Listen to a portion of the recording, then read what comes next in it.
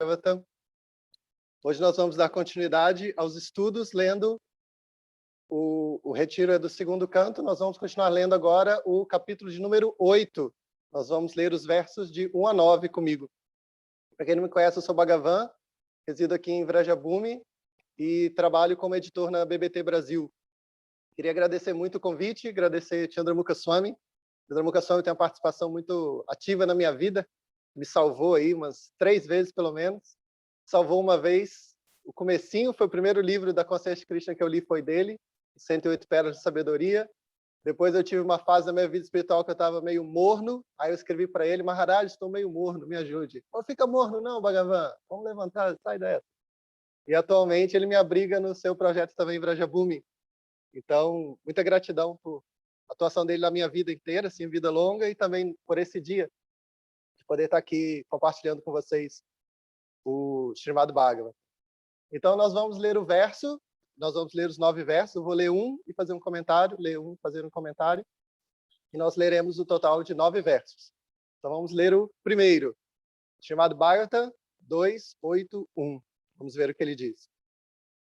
O rei Parikshit perguntou a Shukadeva Goswami: como foi que Narada Muni, cujos ouvintes são tão afortunados como aqueles instruídos pelo Senhor Brahma, explicou as qualidades transcendentais do Senhor, que não tem qualidades materiais, e diante de quem ele falou? Então, para pegar o tema principal do verso, eu recorri ao significado de Prabhupada. Todo mundo provavelmente já sabe disso, chamado Bhagavatam, que a gente estuda. Ele tem a tradução de Prabhupada, seguida por comentários de Prabhupada. E nesse ponto, Prabhupada destacou como um tema central do verso a natureza do guru empoderar o discípulo para continuar transmitindo o ensinamento para as próximas gerações. Então, aqui a gente vê que Narada Muni, ele tem discípulos, né? Ele está instruindo pessoas muito afortunadas, e essas pessoas são tão afortunadas como se estivessem ouvindo direto do guru de Narada, que era Brahma, porque Brahma passou todas as qualificações, passou todas as instruções para os seus discípulos e deixou ele livre para ele mesmo atuar como guru. Então, eu gostaria de comentar brevemente sobre isso, como os mestres espirituais autênticos, eles não retêm conhecimento para si, e eles não querem que os discípulos sejam menores do que eles. Eles têm um coração generoso e querem que o discípulo seja até mesmo maior do que eles. Prabhupada dá o exemplo desse amor do guru. Ele diz que quando um pai ele tem mestrado, ele só fica em paz quando o filho se formar com doutorado. O pai não pensa assim: eu tenho mestrado, então meu filho tem que ter só graduação, porque eu sou pai, eu sou superior, eu sou melhor que ele. Não, o pai, ele pensa: que meu filho tenha mais títulos do que eu, que ele seja mais feliz do que eu, né? Eu quero que ele seja maior do que eu. Então, o guru também é assim. Ele espera que seu discípulo avance muito e até mesmo mais do que ele. Algo interessante que a gente vê em Prabhupada nisso, Prabhupada estabeleceu 4 títulos para os seus discípulos ganharem através de estudos e práticas, que é o Bhakti Shastri, Bhakti Vaibhava, Bhakti Vedanta e Bhakti Sarvabhauma. É interessante que, então, a gente pode ter 2 títulos no começo, Bhakti Shastri e Bhakti Vaibhava, e depois a gente tem um título que é o mesmo título de Prabhupada, que é o Bhakti Vedanta. E Prabhupada falou que ele queria uma família inteira de Bhakti Vedantas. Ou seja, Prabhupada queria que os seus discípulos tivessem o mesmo título que ele tinha. Ele não queria que eles tivessem menos. E aí Prabhupada estabeleceu um título depois do Bhakti Vedanta, que é o Bhakti Sarvabhauma. Então Prabhupada, ele criou uma estrutura onde seus discípulos podem ter um título depois do título dele. Então essa é a natureza não invejosa de um devoto puro. Ele quer que seus discípulos avancem. E o guru autêntico, ele está sempre criando oportunidades para isso. Por exemplo, o Chandramukha Swami, que é um guru bem atuante no Brasil, ele é um dos maiores palestrantes do Brasil, ou, na minha opinião, o maior palestrante do Brasil. Mas ele coloca várias pessoas para palestrarem, né? Então, às vezes, pessoas não sabem nada ainda, ele coloca elas em live só para ler trechos do livro. E essa pessoa só lê e encerra a live, assim, suando, morrendo de medo, faz isso. Depois, essa mesma pessoa consegue ler um pedaço do livro e fazer um comentário breve. Depois, essa pessoa vai conseguir dar uma aula e depois vai ser convidada para outras palestras, né? Então, essa é a natureza de um guru. Ele não monopoliza nenhuma atividade, ele não monopoliza as atividades do templo, ele não monopoliza o cantar para Krishna, ele não monopoliza as palestras, a apresentação das escrituras, senão que ele vai delegando esse poder aos poucos para as pessoas, porque o interesse dele é que a próxima geração preserve esse legado que é tão importante. Prabhupada fez isso também, principalmente no fim da vida. O guru, o mestre, tem que ficar bem ativo, né, em passar a bola para frente, porque o corpo vai chegar ao final, né? Então, Prabhupada, na sua velhice, algumas vezes ele disse, né, agora eu quero que vocês, meus discípulos, administrem tudo. Agora eu vou escrever meus livros. Não me escrevam, administrem vocês. Eu estou indo embora. E o meu prazer é saber que isso tudo vai continuar. Então, agora é com vocês. E não só no final da vida de Prabhupada, no começo da missão dele, ele já falava isso. Quando os devotos tinham apenas 1 ano junto de Prabhupada, aprendendo as coisas, Prabhupada uma vez deu uma bronca assim. Ele disse, os visitantes vêm ao templo, fazem perguntas e vocês dizem, vamos perguntar ao Swami, vamos perguntar a Prabhupada. E a Prabhupada falou, não, vocês devem responder as perguntas. Vocês, todo desafio que for feito a vocês, vocês devem ser capazes de responder muito cientificamente, muito claramente. Vocês não podem mais continuar com essa dinâmica de vamos perguntar ao Swami. Não, vocês devem aprender. Prabhupada disse isso. E o mestre supremo, é claro, é o próprio Senhor Krishna. E o Senhor Krishna deu esse exemplo. Ao longo das primeiras fases da vida dele, ele matava os demônios, né? Porque Krishna não viveu na era de Kali, ele viveu na era de Dwapara. Então o sistema era diferente. Na era de Kali, nós não matamos ninguém, não existem demônios assim, personificados, né? Existem os demônios dentro da gente, então a gente mata eles através do mantra Hare Krishna, através do estudo do Bhagavatam.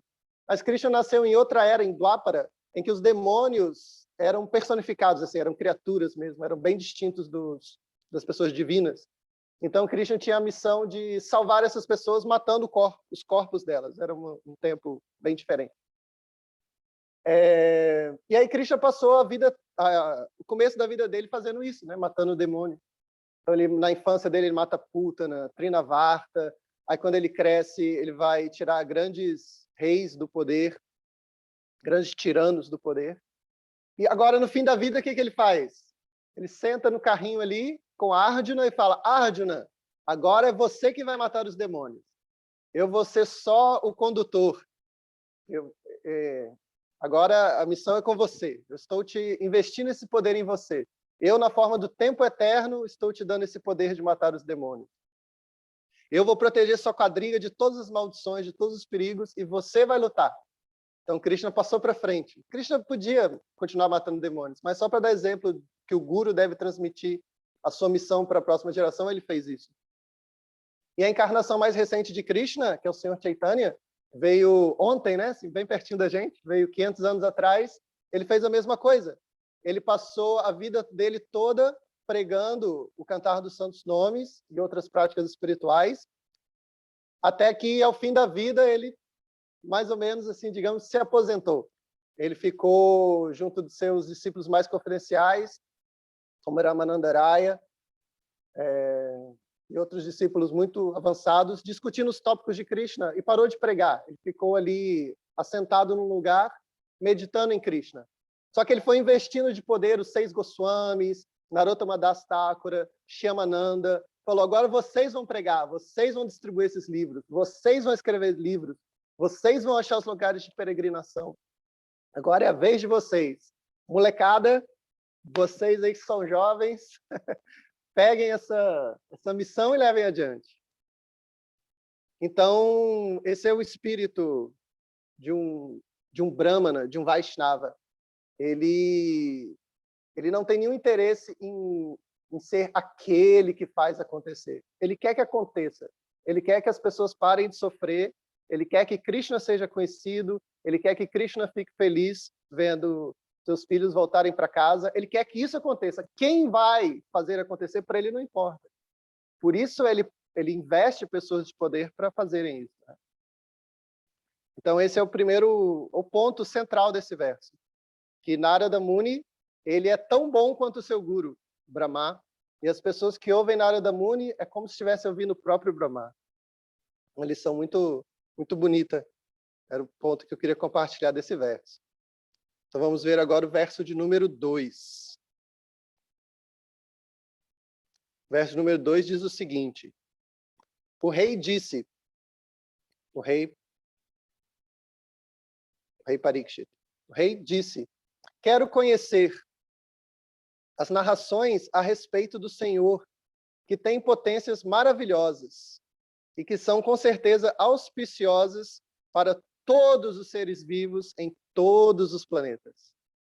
Então, aqui, Prabhupada diz que o ponto central desse verso é que o serviço devocional, meditar nas qualidades de Deus e servir Deus, é algo que é universal. Ele não é restrito a alguma seita, alguém que nasceu em determinada família, nasceu em determinado país. Esse é o principal ponto. Isso também é bem elaborado no livro de Prabhupada, O Néctar da Devoção, que descreve as 6 qualidades de Bhakti, as 6 qualidades do serviço a Deus, e uma delas é que ela é absolutamente auspiciosa. Significa que ela é boa para todos. Ninguém sai prejudicado, ninguém é tolhido de participar do serviço devocional.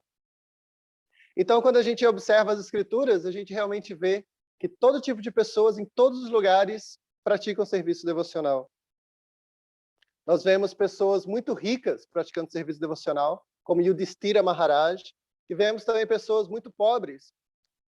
Tinha um devoto que ele era ferista, ele era conhecido como Kolavetya Sridhara. Ele tinha uma banquinha de banana, ele vendia assim, casca de banana, folha de banana para fazer prato, e tinha uma vida muito simples. Só que ele era um devoto puro, e Deus pessoalmente ia ali todos os dias vê-lo. Deus estava nesse mundo na forma do Senhor Chaitanya, ia todos os dias lá e conversava com ele assim, muito descontraídamente. Deus estava disfarçado de um devoto, como o Senhor Chaitanya. E aí esse Sridhara, ele ganhava muito pouco, porque vender banana... A Índia tem muita banana, né? Então as pessoas tinham terras, a pessoa plantava suas bananeiras. E era um comércio muito simples vender banana. E ele, ainda assim, ele tirava um percentual da sua renda e dava para adoração ao rio Ganges. E o Senhor Chaitanya gostava muito dele, ia até ele com frequência e falava assim: ei, Kolavetya, por que você dá seu dinheiro para adoração ao Ganges, mas não dá banana de graça para mim? Por que você fica vendendo banana para mim, se eu sou a origem do rio Ganges? Aí, como Chaitanya era Deus disfarçado de um devoto, ninguém sabia que ele era Deus.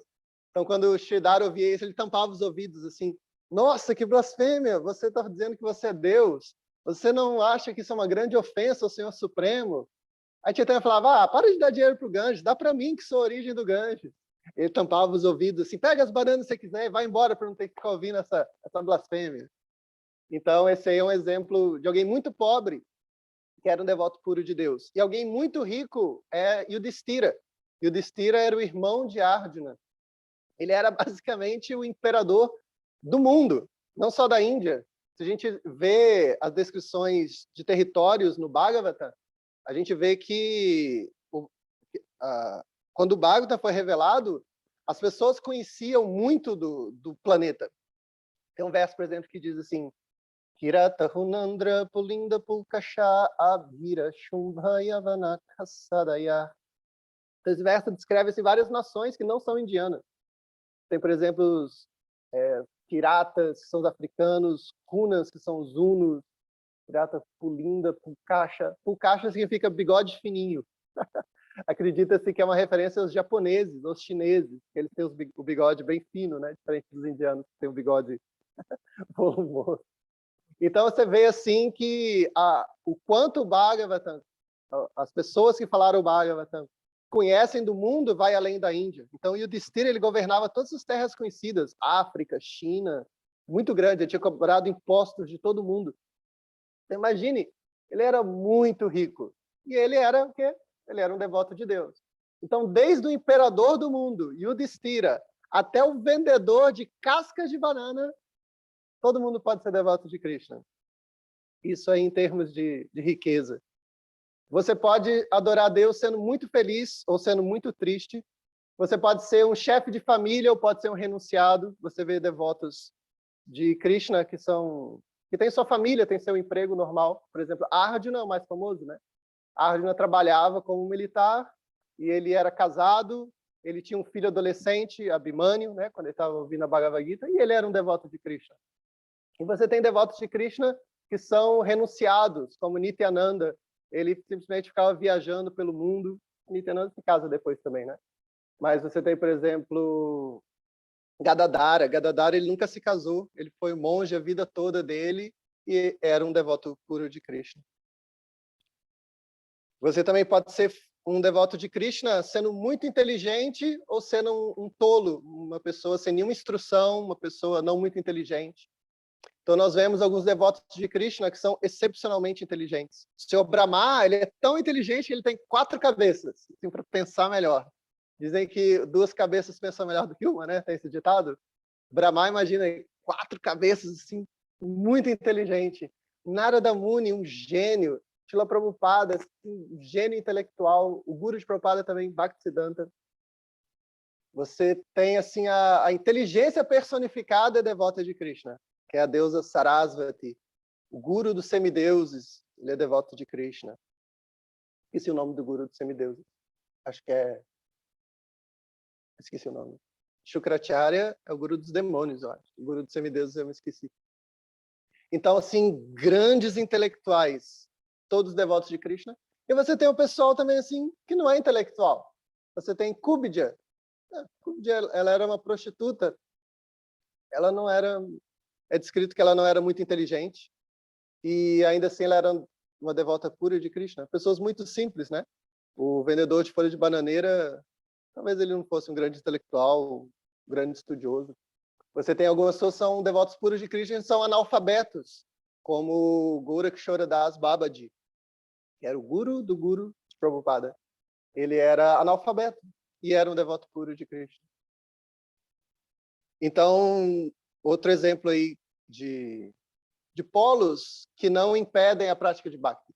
Outra coisa bem interessante é que a Bhakti, né, o tópico desse verso 2, rememorando, é Bhakti é toda auspiciosa e auspiciosa para todos os tipos de pessoas em todos os lugares. Então, Bhakti, outra característica dela, também pode ser executada em qualquer idade. Você não precisa esperar chegar a alguma idade para começar a servir a Deus, nem precisa se aposentar quando chega em alguma idade, qualquer idade. Você pode começar a praticar até mesmo dentro do ventre da sua mãe. E esse é o caso de um dos personagens que está aqui, né, que é o próprio rei Parikshit. Parikshit, ele estava dentro da barriga da mãe dele e uma pessoa muito perversa tirou uma arma para tentar matá-lo dentro do ventre. E o Senhor Supremo o protegeu ali dentro da barriga e ele pôde ver o Senhor Supremo de dentro da barriga, assim. Oh, quem é essa personalidade maravilhosa?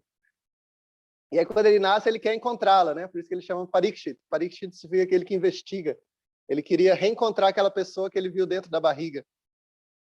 O Bhagavatam também diz que no 7º mês, praticamente todos os bebês, eu não entendo exatamente se são todos ou praticamente todos, os bebês, aos 7 meses, eles fazem uma oração ao Senhor Supremo. E eles falam, ó Senhor, você está me acompanhando mais esse nascimento, no nascimento anterior eu prometi que eu serviria, mas aí a energia ilusória me pegou e eu me esqueci de você nesse nascimento, por favor, me ajude a não esquecê-lo, me ajude a cumprir o propósito da minha vida. Então, mesmo dentro do ventre, as pessoas podem ver o Senhor Supremo, podem oferecer orações a Ele. Então, Bhakti é toda auspiciosa em todas as fases da vida. Criancinha você pode praticar. O Bhagavatam tem 3 histórias de crianças que são muito marcantes.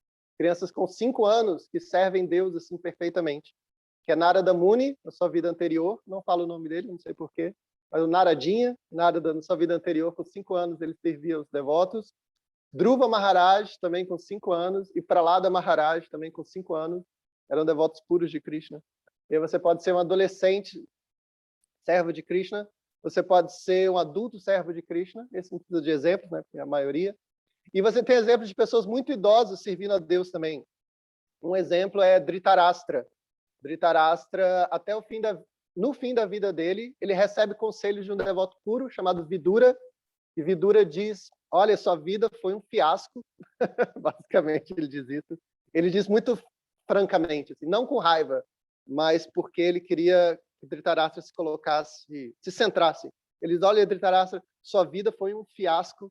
Sua vida toda você defendeu quem você não deveria defender. Você defendeu seus parentes, mesmo eles sendo criminosos, e você agora vive da caridade dos outros, você é humilhado, você vive na casa daqueles que você tentou matar. basicamente a sua vida foi muito mal conduzida. Então agora, no fim da vida, eu te aconselho que você se retire para a floresta e se dedique completamente a meditar em Deus e atingir a perfeição através da prática de Ashtanga Yoga.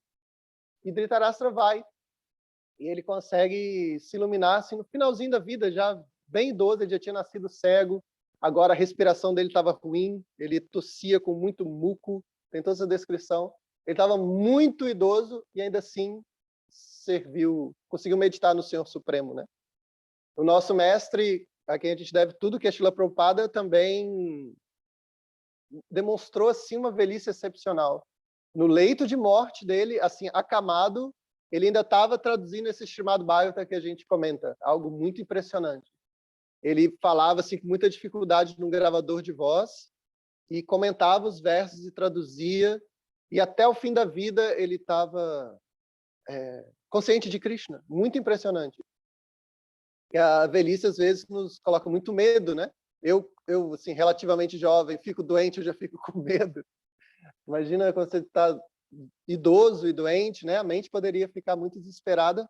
Mas Prabhupada, assim, ainda aconselhando os discípulos, traduzindo o Bhagavatam, algo muito impressionante. Então, o serviço devocional pode ser praticado mesmo na velhice, e o serviço devocional, então, ainda na barriga você pode praticá-lo, e até o último segundo da vida você também pode praticá-lo. E o exemplo disso foi a Jamila. A Jamila foi um devoto que, no instante da morte dele, ele falou o nome de Deus. Ele fez o bom negócio de colocar o nome de um filho dele, o nome de Deus. E aí, quando ele foi chamar o filho dele, na hora da morte, ele lembrou do nome de Deus de verdade, não o nome do filho dele. Então, até assim, o último segundo da sua vida, você pode servir Deus. Essa é outra característica. Então, se você for pegar aí todas as dualidades, assim, acordado e dormindo, tem também. Praticar serviço devocional acordado, todo mundo sabe. Mas tem gente que faz serviço devocional dormindo, às vezes medita que está abrindo um caminho assim de flores para o Senhor passar. Ele sonha com seu mestre espiritual. Seu mestre espiritual pediu para escrever algum livro. Tem todo esse tipo de narrativa nas histórias. Se você pegar todos os tipos de dualidade, assim, homem, mulher, pode. Homem pode, mulher pode. Idoso, jovem. Idoso pode, jovem pode. Rico, pobre, pode. Todo mundo pode. Então, o serviço devocional tem essa característica maravilhosa, que ele pode ser praticado por todos. E por quê? Porque quem pratica o serviço devocional é a alma, né? É a alma espiritual que serve a Deus. E a alma ela é diferente do corpo, então ela pode estar em qualquer corpo, em qualquer planeta, que ela pode prestar seu serviço devocional. Então, esse é o tema principal do verso 2. O serviço devocional é universal para todos e em todo lugar. Indiano, não indiano também, tópico importante. Você não precisa ser indiano, né, para praticar Bhakti. Não é uma religião indiana, né? Ela aparece em vários planetas, em vários lugares. Então vamos ver verso de número 3. Ó afortunadíssimo Shukadeva Goswami, por favor, continua narrando o Srimad Bhagavatam para que eu possa fixar a mente na alma suprema, o Senhor Krishna, e estando livre de todas as qualidades materiais, abandone então este corpo. Então o pedido de Maharaj Parikshit é que Shukadeva Goswami não pare o Bhagavatam, né? Arjuna também fala isso na Bhagavad Gita. Ele fala assim, Krishna, quanto mais eu ouço, mais eu quero ouvir. Então, a narrativa do Bhagavatam é muito atrativa, né? Porque é a história do todo atrativo, né? Então é muito especial. E ele fala que com isso, ouvindo o Bhagavatam, ele quer fixar a mente dele em Krishna, a alma suprema. Então o tópico principal aqui é que nós devemos fixar a nossa mente no Senhor Supremo. Nós devemos tirar a nossa mente das coisas materiais. E a prática de Bhakti Yoga, que Prabhupada nos ensina, é o caminho mais fácil para isso. Porque ao invés de tirar nossos sentidos das coisas materiais e colocar os sentidos para dentro ou desligar os sentidos, nós temos objetos novos para depositar os nossos sentidos, né? Nós, por exemplo, tiramos os nossos olhos de contemplações luxuriosas e colocamos nossos olhos na forma de Krishna no altar. Nós tiramos o nosso ouvido de fofocas e colocamos o nosso ouvido em conversas sobre Krishna. Nós tiramos a nossa língua do saborear de carne e colocamos nossa língua no alimento que foi primeiramente oferecido a Krishna. Nós tiramos a nossa língua da fala, né, da nossa língua de maledicência, de falar mal dos outros, e colocamos nossa língua em repetir o que Krishna disse na Bhagavad Gita, repetir o que Krishna disse no Bhagavatam, o que falaram sobre Krishna. Então, o serviço devocional, ele é muito fácil. É exatamente essa palavra que se usa, né, na Bhagavad Gita, susukam. Ele é executado com muita alegria, ele é alegre e é fácil, porque os sentidos encontram objetos muito prazerosos para serem colocados. Na verdade, objetos mais prazerosos do que os que eles estavam antes, na ignorância. Krishna chama isso de parandrishtva nivartante. A experimentação de um gosto superior. Então, você estava acostumado a ouvir histórias de ficção no cinema, histórias em quadrinhos, e aí quando você ouve as histórias do Bhagavad, você fala, caramba, esse roteiro é melhor do que Harry Potter. Caramba, esse herói é melhor do que o Superman e o Batman juntos. Então, então fica fácil, né?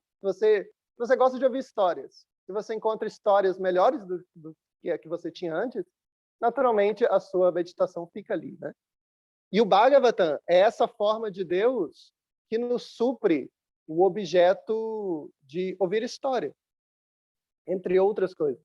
Porque quando a gente fala de colocar os sentidos em Krishna, a gente logo pensa assim, o ouvido, né, os olhos, mas a gente tem que lembrar que a mente também é um sentido, né?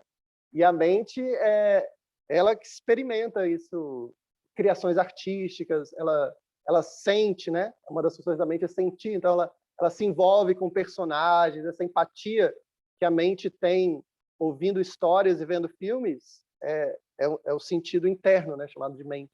Então a mente sente, deseja e pensa. Então Krishna ele não se torna só objetos para os sentidos externos, ele não se torna só um objeto para o olho, como no altar, ou só no ouvido, na forma do mantra. Ele também se torna objetos para a mente. E o Bhagavatam supre muitos objetos para a mente. Ele nos permite sentir muitas coisas, pensar muitas coisas e nos ensina a desejar estar com Krishna, né? Então, esse é o tópico principal do verso 3. São 9 versos. Isso significa que eu estou administrando mal o meu tempo. E vimos 1/3 dos versos, mas já foi 50% do tempo. Então, vou rever meu tempo, mas vai dar certo. Mandem reiki. Se tiver algum reikiano vendo, manda um reiki para o tempo fluir. E o verso 284 diz o seguinte: as pessoas que ouvem o Srimad Bhagavatam com regularidade e sempre levam o assunto muito a sério, verão que, dentro de pouco tempo, a personalidade de Deus, Shri Krishna, se manifestará em seus corações. Então, o tópico principal desse verso é: existem diferentes níveis de audição, existem diferentes níveis de atenção no estudo das Escrituras. Então, a gente não pode relaxar assim, o Bhagavatam é o livro mais puro, ele é a árvore dos desejos de toda a literatura védica, ele é o próprio Krishna que nasceu para iluminar Kali Yuga, então o Bhagavatam é tão puro que eu posso ser totalmente desqualificado. Não, não é assim. O orador é totalmente qualificado, o Shukadeva Goswami é totalmente qualificado, os sábios de Naimisharanya são totalmente qualificados. Então, tudo bem, o orador já fez a parte dele, ele é um devoto puro. Vyasadeva, são pessoas investidas de poder na área da Muni Brahma. Então, o orador fez a parte dele. Agora, nós, ouvintes, não quer dizer que a gente pode ser qualquer tranqueira e vai funcionar. Não, aqui diz. O ouvinte também tem que se qualificar, o ouvinte também tem que ser sincero. Então, aqui se usa as palavras: aqueles que ouvem o Bhagavatam com regularidade e que sempre levam o assunto muito a sério, aí eles conseguirão o objetivo, né? Que é que o Senhor Supremo se manifeste em nossos corações. A Bhagavad Gita também faz essa diferença. No final da Gita, Krishna diz que quem ouve a Bhagavad Gita tem um benefício inferior, que é nascer em Dhruva Loka. Krishna não usa exatamente essa palavra, mas comentaristas dizem que isso significa nascer no planeta de Dhruva, nascer num planeta muito bom. Agora, Krishna diz que aqueles que estudam a Bhagavad Gita, eles têm um benefício superior. Então Krishna na Bhagavad Gita faz essa gradação. Uma coisa é só ouvir, outra coisa é estudar. E Krishna também diz, né, aqueles que me invejam, aqueles que não são austeros, eles não vão entender esse livro. Então, há uma qualificação cobrada de quem ouve. Então, nós temos que fazer a nossa parte também. Eu queria contar uma história que é muito legal. Eu vi essa história em 2005 com o Prabhu Guru Sevananda, que é um devoto que eu gosto muito, e desde então eu medito muito nela, eu acho essa história muito incrível, que é a história que mostra exatamente esse ponto. Como ouvir com atenção, com austeridade, com estudo, querendo se reformar com o que você está aprendendo, faz toda a diferença em comparação a só ouvir. Então, essa história ela aparece no Padma Purana e conta a história de um fantasma. Então, uma história bem legal. Uma história tem fantasma, só pode ser bem legal. Essa história começa com um homem muito perverso chamado Dundukari. E ele era tão mal que ele tratava mal a própria mãe dele, né? Uma pessoa para tratar mal a mãe tem que ser muito ruim, né?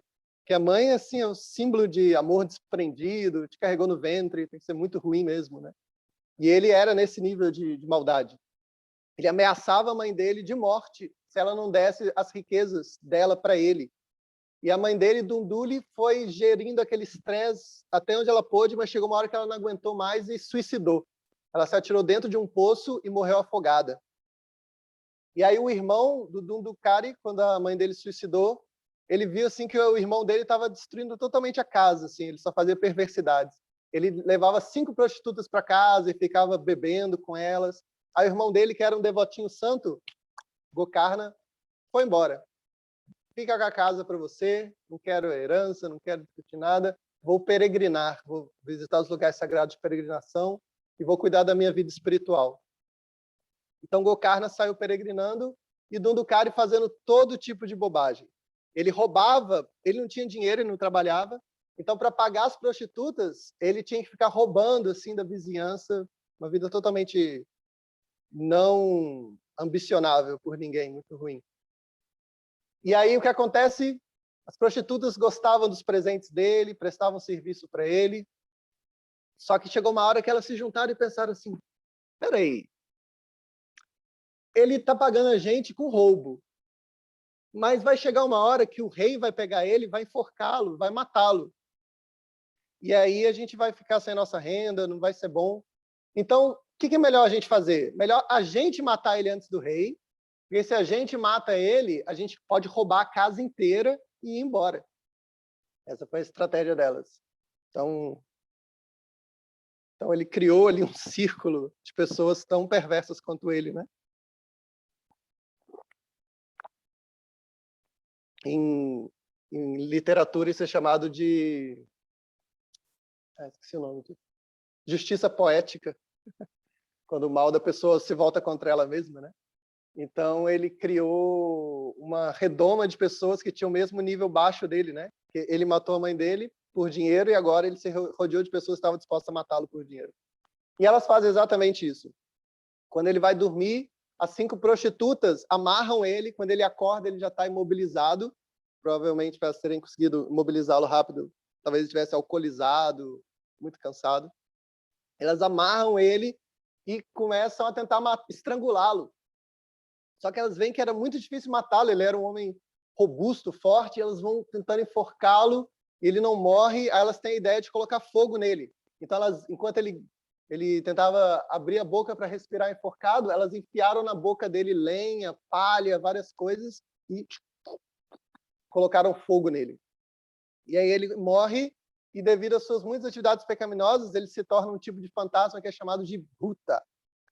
Bhuta e Preta. Bhuta significa apegado ao passado. Então, quando uma pessoa morre apegada ao seu corpo, ao lugar onde ela está, ela obtém um corpo de fantasma que é chamado de Bhuta. Bhuta é o verbo ser no passado, em sânscrito. Então, ele ficou ali pela casa, né, um corpo de fantasma, e o Bhuta, ele é identificado com o corpo que ele tinha quando vivo. Então, ele sente fome, sente sede, e aí ele fica sofrendo muito nesse corpo. E as prostitutas pegam tudo e vão embora, contam uma história mal contada lá na cidade, falam, ele foi embora porque ele foi arrumar dinheiro em outra cidade, depois vai voltar. E elas foram esvaziando a casa devagar e sumiram com tudo. Nisso, o Dundukari é descrito que ele está sofrendo muito, está dentro de um corpo de fantasma, depois de ter feito muitas atividades pecaminosas, era muito doloroso. Ele entra naquele corpo, ele não sabe usá-lo, ele não sabe como saciar fome, saciar sede, ele não sabe nem se locomover. Igual uma criancinha quando nasce, né? Ela ainda não sabe reter urina, ela não sabe reter fezes, ela não sabe andar direito. Ela acabou de entrar no corpo, né? Então, assim que ele entra no corpo sutil de fantasma, ele fica com muita fome, muita sede, e ele não sabe se locomover, aí um redemoinho pega ele, e ele fica perdendo o redemoinho, só sofrimento. Coitado, literalmente está pagando seus pecados, literalmente. E nisso, a notícia de que Dhundhukari morreu chega no irmão dele, o Gokarna. O Gokarna fala, coitado meu irmão, degradado, uma vida terrível, e agora morreu, deve estar numa situação muito ruim. Então, eu vou fazer uma cerimônia para abençoá-lo, para tentar enviar méritos piedosos para ele poder nascer e continuar com a vida dele, ter oportunidade, novas oportunidades na eternidade da alma. E ele faz uma cerimônia chamada de Shraddha, ele faz um lugar sagrado, chamado Gaia, faz tudo certinho, pensa, que tem minha dívida com meu irmão, já mandei as bênçãos que eu podia, e foi seguindo com a vida dele. Aí nas peregrinações de Gokarna, esse santinho, o irmão santinho sem sentido pejorativo, carinhoso, parece que eu conheço ele, né? O Gokarna, nessa peregrinação, ele vai, devoto bacana, ele chega na casa dele, ele entra lá sem ninguém da cidade ver, porque ele tinha uma fama na cidade, assim como um bom mestre, um bom guru. Ele não quer chamar a atenção de ninguém, ele só está viajando, ele entra na casa dele para ver as coisas um pouco. Quando ele chega lá, de repente, aparece uma figura terrível no canto assim da sala. Ele vê um fantasma assim, de repente vira uma cabra, toda deformada, e depois diz que ele vira um búfalo, e fica assumindo várias formas fantasmagóricas. E aí ele fica assustado no primeiro momento, Padma Purana diz, mas depois ele toma coragem e interroga. Ele fala, quem é você? Acaso você é um Bhuta? Acaso você é um Preta? Ou você é um Asura? Ele dá essas três hipóteses. Bhuta, eu já expliquei, né? A pessoa que morreu e ficou apegada ao passado. Preta é alguém que morreu e os parentes não fizeram nenhuma cerimônia para essa pessoa. Ele vira um Preta, que ele não recebe o Pinda Deha, que é um corpo feito de Pinda, que é feito da oferenda dos antepassados. E toda uma dinâmica e complexa. Então ele pergunta, você é um Preta? Você é alguém que morreu, os antepassados não fizeram nenhuma cerimônia? Ou você é um Asura, uma pessoa sem luz? Sura é luz, Asura é aquele sem luz. Ou você é um demônio? Quem é você? Aí o fantasma assume uma forma humana, só que a boca dele era toda queimada, né? Que ele tinha morrido com a boca queimada, e como ele achava que era o corpo, ele projetou isso no corpo sutil. E com a boca toda deformada, ele tenta falar e não consegue. Aí o que Gokarna faz? Ele pega um pouquinho de água sagrada e joga nele. Quem já foi num templo Hare Krishna conhece, né? Alguém joga uma aguinha assim. Então é muito... Essa água que foi oferecida a Krishna é muito pura, muito especial. Aí quando ele joga um pouquinho dessa água no fantasma, isso já o purifica um pouco, ele consegue falar. Aí fala, sou eu, seu irmão Dhundhukari, eu estou sofrendo muito, eu estou com fome, eu estou com sede, eu estou sendo levado pelo vento, pelo amor de Deus, me ajude. Ele fala, mas como você pode estar numa situação perigosa se eu já fiz uma cerimônia para você? Eu fiz uma cerimônia de fogo, uma cerimônia de Shraddha. Ele fala, irmão, você não sabe tudo que eu fiz, eu sou muito pecador. Nem se você fizesse 1000 dessas cerimônias, você me ajudaria. Aí ele fala, é mesmo, cara? Então eu vou consultar os sábios da vila e ver o que eles dizem. Aí os sábios, cada um deu uma opinião, tudo, mas ninguém sabia muito bem como ajudar o fantasma. Aí ele pergunta para o próprio Deus do Sol, Surya Narayana. E Surya Narayana diz, façam um retirão do Bhagavata.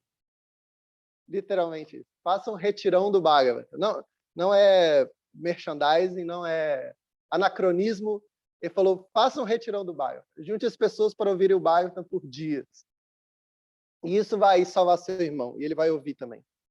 Ele falou, então o Bhagavata é mais poderoso do que 1000 cerimônias de fogo? Ele disse, sim. Isso é capaz de salvar seu irmão. É mais poderoso. E ele aceita aquilo com fé. E aí começa a organizar o retirão do Bhagavata. Esse foi o primeiro retirão do Bhagavata. O original. Que inspirou ele. Então ele junta todas as pessoas na vila e elas se sentam para ouvir o Bhagavata. Então, como Gokarna era um fantasminha inexperiente lá, não sabia comer, não sabia beber, não sabia nem resistir à pressão do vento, é escrito que ele não conseguiria ouvir o Bhagavata a céu aberto, porque o vento levaria o coitado. Desculpa, eu ri dele. Aí que fazem... aí o Gokarna, ele consegue... Perdão, o fantasma do Ndukari, ele consegue ficar dentro de um bambu. Quem conhece bambu sabe que o bambu ele é oco por dentro. Então ele fica dentro do bambu para o vento não levar ele, e aí fica lá toda a plateia sentada para ouvir o retirão do Bhagavatam e o fantasma dentro do bambu. Estou rindo porque eu estou um pouco nervoso, desculpem. Retirão do Bhagavatam para mim é muito importante, então estou um pouco nervoso. Eu fico rindo. Vamos ver o que acontece. Vou ver aqui na minha cola. Então, as pessoas começam a ouvir o retirão do Bhagavatam. Esse retirão do Bhagavatam era intensivo. O retirão do Bhagavatam que a gente está transmitindo agora vai durar 12 anos. Né? Esse retirão do Bhagavatam aí durou só 7 dias. Era um retirão intensivo. Então, as pessoas começam a discutir o Bhagavatam, a recitar o Bhagavatam. E no primeiro dia, o nó... Quem conhece bambu sabe que bambu tem vários nós, assim, né? Se você não conhece, digita aí no Google Imagens, bambu. Vai aparecer. Bambu tem vários nós. E aí, no primeiro dia da recitação do Bhagavatam, um nó se quebra, assim. Todo mundo fica assim, que evento extraordinário, né? E aí, no segundo dia, se rompe o segundo nó, no terceiro dia, rompe o terceiro, até o sétimo, rompe os 7 nós do bambu, e o bambu se quebra, assim, no meio. E o fantasma sai de lá, assim, só que ele já assume um corpo espiritual maravilhoso. Ele assume um corpo, assim, azulado, como do próprio Krishna, com dote... É descrito que ele usa uma roupa amarela e uma guirlanda de folhas de tulasi. Então, isso é chamado de Sarupya Mukti, que é uma pessoa, ela sai do mundo material e obtém um corpo muito parecido com o de Krishna. Ninguém se torna Krishna, ninguém se torna Deus, nem a alma mais pura. Mas Deus, ele é tão misericordioso que ele dá para as almas liberadas um corpo muito parecido com o dele, um corpo que é sat, eterno como o dele, chit, pleno de conhecimento, e ananda, igual o corpo dele que só sente prazer. Krishna, ele dá um corpo muito parecido com o dele. E ele se libera assim, brilhando, assim, todo mundo vê, todo mundo estava no mutirão, no retirão. E aí vem um aeroplano, assim, uma cena assim de Hollywood, assim, todos os efeitos especiais agora, é o clímax do filme, assim, vem avião, assim, aí desce os associados de Deus, assim, para buscar ele. Pode subir, você está liberado, você se tornou um devoto puro, pode subir. E ele sobe assim, caramba, que néctar. Aí tudo bem, né? Parece um final feliz, mas ainda assim o pessoal pergunta, ué, e a gente? A gente também ouviu o Bhagavatam. Por que a gente não vai subir? Esse é o ponto que eu queria trazer, que é o ponto do verso 284. O 284, lembrando, ele diz, aqueles que ouvem o Bhagavatam com regularidade e sempre levam o assunto muito a sério, obtêm o sucesso, né? Então, o pessoal do avião, assim, dá um sermão na turma. Eles falam, bem, vocês ouviram o Bhagavatam, mas vocês não ouviram com atenção. Vocês não meditaram no que estava sendo dito. Vocês não reformaram o seu caráter. Vocês ouviam o Bhagavatam e depois iam para casa comer e fazer outras coisas. O fantasma não. Ele ouvia o Bhagavatam e ficava em jejum. Ele ficou 7 dias em jejum e sem dedicar as suas atividades a nenhum gozo dos sentidos, sem comer, sem beber. Ele ficava só meditando no que era dito e reformando o seu caráter internamente com isso. Então, essa é a diferença. Por isso ele está indo em vocês, não. Aí, assim, mas nem o Gokarna, né? O Gokarna que organizou o retirão, ele fala, não, o Gokarna vai, mas ele é tão puro que o Senhor Supremo vai vir buscá-lo pessoalmente depois. E ele vai para Goloka, ele vai para o planeta de Krishna. Eu estou levando esse fantasma do Ndukari para Vaikunta, o planeta do Senhor Vishnu. É tudo mundo espiritual, assim, é tudo reino de Deus. Mas Deus, como ele tem várias formas, a cada parte do mundo espiritual, Deus se apresenta com uma forma que o devoto gosta mais. Ele fala, não, você, então tem 3 níveis ali. Tem o fantasma do Ndukari, que atingiu a perfeição e foi para o reino de Deus Vaikunta, que é o reino de Deus com formalidade, onde Deus se apresenta formalmente como Deus. O Gokarna, que organizou o retiro, ia para Goloka, para o retirão, ia para Goloka, que é o planeta onde fica Krishna, que é Deus que se esconde a sua divindade para ter intimidade com as pessoas. E tinha a turminha que ia ficar ali, participou do retirão, mas não deu. Por quê? Porque tem que não adianta só o retirão ser bom. Não adianta só os palestrantes serem bons, né? Pariksit, Shukadeva Goswami. Não, os ouvintes também têm que ser bons. Aquela turminha ali ouvia, mas não praticava, não refletia no que ouviu, ouvia, depois desligou o celular, acabou a live do Retirão Bhagavatam, ia para casa comer porcaria e brigar com as pessoas. Aí não adiantou. Para vocês, vão continuar aí. Desculpa aí. E tchau. E o avião foi embora. Então, essa história nos ilustra bem esse ponto, né? Há gradações na qualidade de ouvir os livros sagrados. Então, a gente tem que se qualificar como bons ouvintes e como praticantes do que a gente aprende. Eu não estou falando isso para vocês, eu estou falando isso para mim. Quem me conhece sabe que eu sou um devoto normalzinho, assim, nada, ninguém especial. Então, eu estou lembrando isso para mim e a gente se lembra junto. Verso 285 diz o seguinte: a encarnação sonora do Senhor Krishna, alma suprema, isto é, o Srimad Bhagavatam, entra no coração do devoto autorrealizado, senta-se na flor de lótus de sua relação amorosa e dessa maneira limpa a poeira da associação material, tal como a luxúria, a ira e a avidez. Então ele age como as chuvas de outono que caem sobre poças de água barrenta.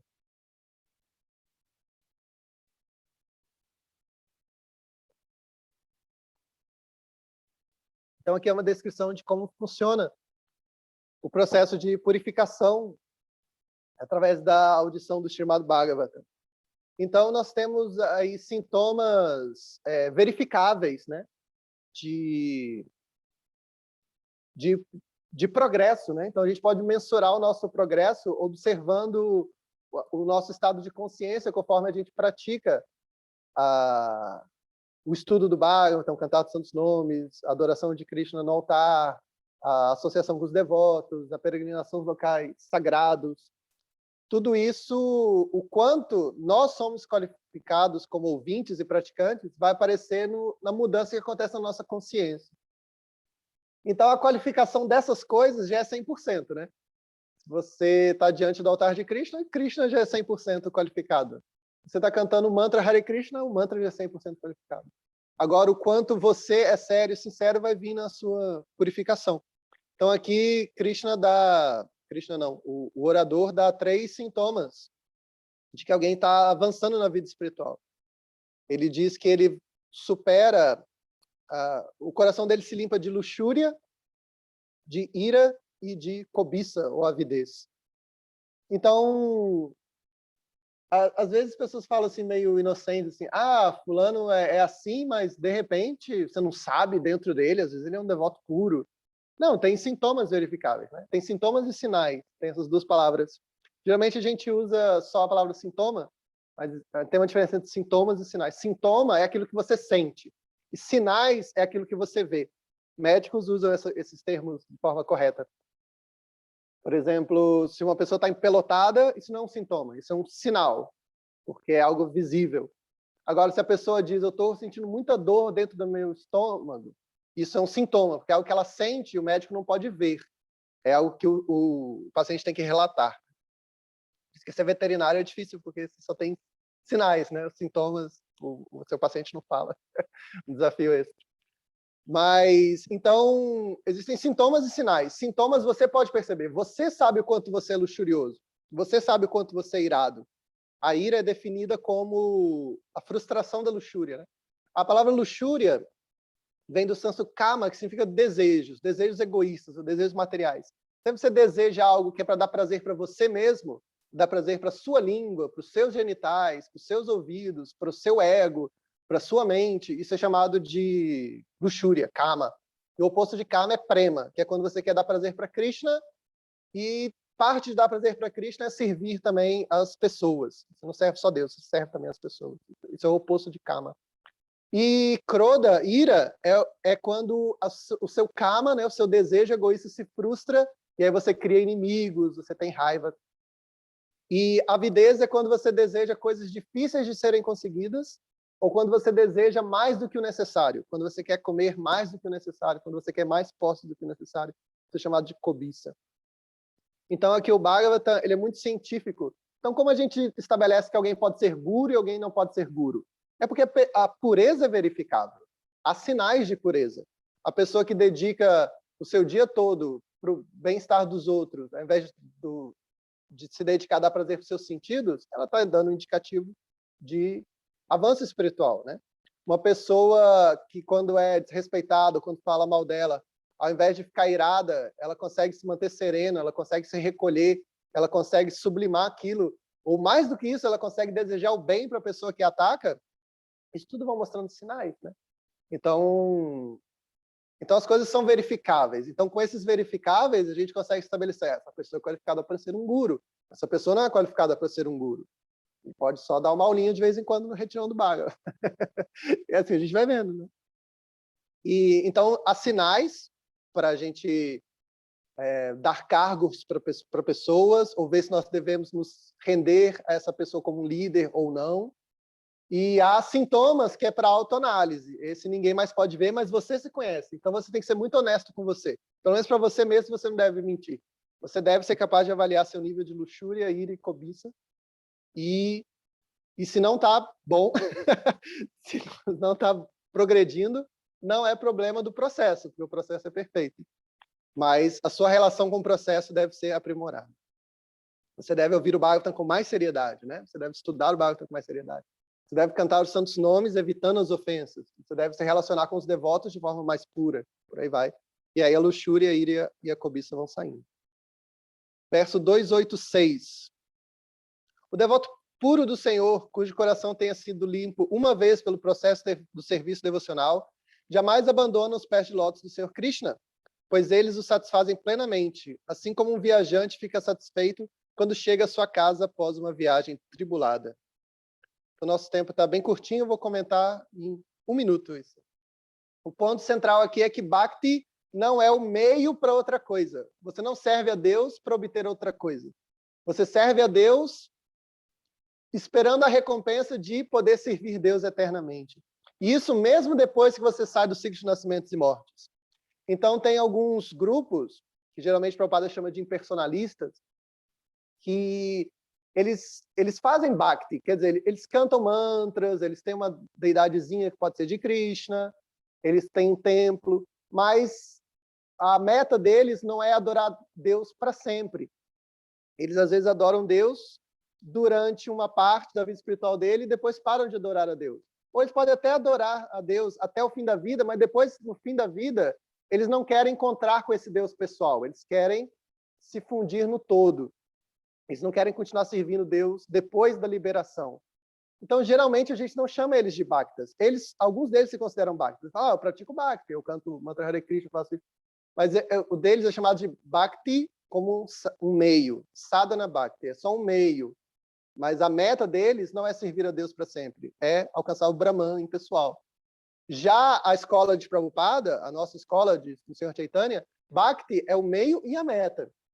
Então a gente está adorando Krishna agora, e depois que a gente sair do ciclo de nascimentos e mortes, a gente quer continuar servindo Krishna, a gente quer encontrar Krishna, a gente quer continuar sendo um indivíduo, encontrar Krishna e nos relacionarmos com ele para sempre. Então é isso que esse verso está dizendo. Aquele coração foi limpo pelo serviço devocional, jamais abandona os pés de lótus do Senhor Krishna, pois eles o satisfazem plenamente. Então, depois de atingir a perfeição de Bhakti, a pessoa continua fazendo Bhakti. Depois que ela alcançou os pés de Krishna, ela fica para sempre aos pés de Krishna. O serviço dela não era um meio para uma outra coisa. E depois, verso 287, ó Brahmana erudito, a alma espiritual transcendental é diferente do corpo material. Ela adquire o corpo por acaso ou por algum motivo? Como conheces o assunto, farias a bondade de explicá-lo? Então, o devoto, ele não é alguém assim que está com a cabeça só lá no alto, assim, só no mundo espiritual. Não, ele também faz indagações desse mundo, né? Como funciona esse mundo? Como funciona a lei do karma? Como funcionam os 3 modos da natureza? Como eles nos atam? Como eles nos libertam? E aqui o devoto está mostrando a maturidade dele, que ao mesmo tempo que ele pensa na sua relação com Deus, ele também quer entender esse mundo, sem esquecer de Deus, entendendo que Deus criou uma justiça de karma, que Deus espera que a gente seja responsável dentro desse mundo como uma oferenda a Ele. Então, aqui essa pergunta mostra muita maturidade no nível do devoto que fala. Verso 288. Se a suprema personalidade de Deus, eu vou ler os 2 últimos versos e comentá-los juntos, porque eles são um tema só. 288 e 289 diz o seguinte: se a suprema personalidade de Deus, de cujo abdômen brotou o caule de lótus, possui um corpo gigantesco, conforme seu próprio calibre e medida, então qual é a diferença específica entre o corpo do Senhor e aqueles das entidades vivas comuns? Brahma, que não nasceu de uma fonte material, mas da flor de lótus que surge do umbigo do abdômen do Senhor, é o criador de todos aqueles que obtêm o nascimento material. Obviamente, pela graça do Senhor, Brahma foi capaz de ver a forma do Senhor. Então, aqui ele quer entender um pouco mais sobre a forma do Senhor. Lá no verso 1, vocês devem lembrar, ele falou que Deus não tem qualidades materiais, ele é aguna. Então, aí já mostra uma diferença entre Deus e as formas materiais, né, que a gente vê nesse mundo. As formas desse mundo são feitas de gunas, de qualidades materiais. Deus tem qualidades, mas não materiais.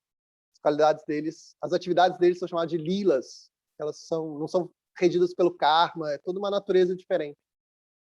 O corpo de Krishna é feito de Sat, Chit e Ananda. Então, ele tem um corpo, ele tem uma forma, mas feito de Satchidananda. E Krishna não é diferente do corpo dele. Ele mesmo é a forma dele. Enquanto que a alma condicionada, ela é uma alma que tem um corpo. Então, há muitas diferenças. E ele quer elaborar esse assunto. Ele quer entender se o corpo do Senhor Brahma, que é o primeiro ser criado, é da mesma natureza que o corpo de Krishna, e não é diferente. E ele quer se aprofundar nesses assuntos. Bom eu não ter tempo para responder essas perguntas, porque são só as perguntas. Então, eu não tenho que comentar a resposta, porque a resposta eu vou vir nos versos seguintes. Então, tecnicamente, eu não atrasei nada. Tem 3 minutinhos. Então, a gente tem 3 minutinhos para responder perguntas. Vai ser tipo aquele programa que tem, assim, sessão de perguntas bem curta. Você já deve ter visto assim, um prato, feijoada, uma música, Caetano Veloso, um filme, Harry Potter. A gente pode responder perguntas desse tipo, se for de algum auxílio. Então é isso. Muito obrigado. Foi um prazer inenarrável. Espero que eu me purifique com isso, que o Bhagavatam nos purifique e a gente possa um dia encontrar Krishna igual o fantasminha camarada. Esses são os meus votos. Muito obrigado. E que o retiro vire presencial de novo para ter lasanha 2 queijos. Porque o retiro do ano 1, que foi presencial, tinha lasanha 2 queijos. Agora o retiro online não tem lasanha 2 queijos, nenhum queijo. Então são meus votos também, que o ano que vem a gente tem o retiro presencial. Agradecer a Srila Prabhupada, meu mestre espiritual. Agradecer a todos os organizadores. Muito feliz mesmo. Muito obrigado. Hare Krishna. Hare Krishna. Bhagavan, bom dia. Hare Bom Krishna. Eu queria uma pergunta. Uma pessoa com uma deficiência mental, uma debilidade mental, estaria presa, como se você for escutar o Bhagavatam, ele vai conseguir também fazer um tipo de liberação, vai conseguir também dar uma melhorada nisso? Muito boa essa pergunta. Como a gente tem só um minutinho, eu vou responder só essa pergunta. Espero que as outras perguntas não fiquem bravas. Mas essa pergunta é muito boa. Então, a gente já viu, né, que uma das qualidades do serviço devocional é que ele é universal, ele é para todos. Isso inclui deficientes. Bhaktivinoda Thakura, ele teve um filho deficiente que, na vida anterior, ele tinha ofendido os devotos de Krishna. Ele era de uma escola e criticava os devotos de Deus que eram de uma outra escola, só porque eram de outra escola. A definição disso é um fanático, né, um sectarista. E ele cometeu muitas ofensas. E aí é descrito que ele nasceu na casa do pai dele, Bhaktivinoda, e ele praticava serviço devocional por estar na companhia do pai dele. Então, quando o pai dele cantava os santos nomes, ele ouvia os santos nomes. Quando o pai dele visitava o lugar de peregrinação, ele levava o filho dele e ele ia junto. Então, num corpo deficiente, aquela alma estava se purificando. E é descrito que na hora da morte dele, apareceu uma tílaka dos Shri Vaishnavas, que era a escola que ele criticava. E depois que aparece essa tílaka, ele morre e é liberado. Que ele tinha tido aquele nascimento deficiente só para ter aquelas oportunidades de terminar de se purificar.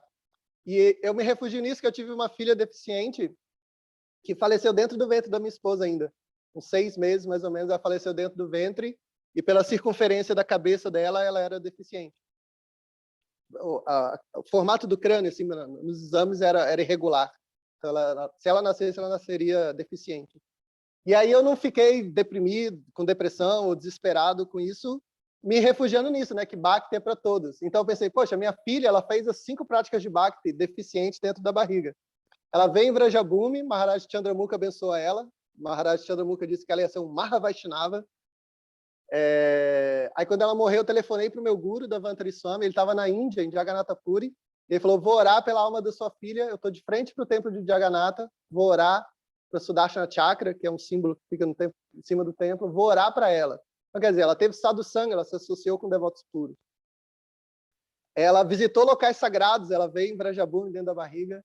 Eu ficava recitando Sikshastaka para a barriga, ficava lendo Bhagavad Gita para ela, dentro da barriga, cantando santos nomes. Eu contava histórias de Krishna, né, que é o Bhagavata, e adoração à deidade, né? Adoração à deidade, um dos elementos da adoração à deidade é comer o que foi oferecido à deidade. Né? Então, minha esposa ficava comendo alimentos que tinham sido oferecidos para a deidade. Então, aquela bebezinha deficiente comeu praçada. Então, quando ela morreu, ao invés de eu ficar desesperado, eu pensei, caramba, ela fez muito serviço devocional. A vida dela não foi inútil, né? Um feto deficiente não viveu em vão. Teve uma vida gloriosa. Mais gloriosa do que muita gente que nasceu e às vezes viveu só para fazer mal para os outros. Né? Então, a gente pode se refugiar aí nessa glória de Bhakti, que Bhakti é 100% acessível para deficientes também. Muito obrigado pela sua pergunta. Completou muito bem o tópico. Muito, muito obrigado. Mesmo. Obrigada mesmo. Obrigada. Hare Krishna. Então é isso, para não prejudicar a continuidade do retiro. Eu encerro aqui. Agradeço muito, muito, muito. E é isso. Ananta Vishnu vai fazer a transição ao próximo palestrante. Agradeço muito. Hare Krishna. Haribol.